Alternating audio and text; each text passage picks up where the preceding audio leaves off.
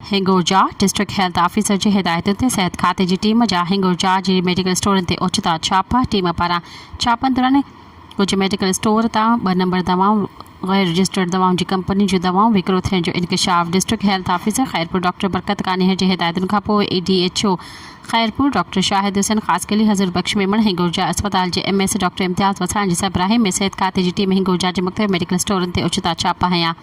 कुछ medical store ते गैर मयारी ऐं अण रजिस्टर्ड कंपनी जूं दवाऊं विकिरो थियण जो इंकशाफ थियो आहे। सेहत खाते जी टीम इन्हनि मेडिकल स्टोरनि ते कार्रवाई करण जी सिफ़ारिश कई आहे। एडिशनल DHO डॉक्टर शाहिद ख़ासकली हज़ूर बख्श मेमण ॿुधायो त मेडिकल स्टोरनि ते गैर मयारी दवाऊं विकिरो थियण जी अवामी शिकायतुनि ते छापा हया आहिनि। जॾहिं बि मेडिकल स्टोर गैर मयारी दवाउं विकिरो थियण जा सबूत मिलिया आहिनि उन्हनि ख़िलाफ़ कार्रवाई DHO खैरपुर जे रिपोर्ट ॾिनी वेंदी। सब्सक्राइब कयो अवामी न्यूज़ HD खे ऐं ताज़ा तरीन ख़बरुनि लाइ ॾिसंदा रहो अवामी न्यूज़ HD।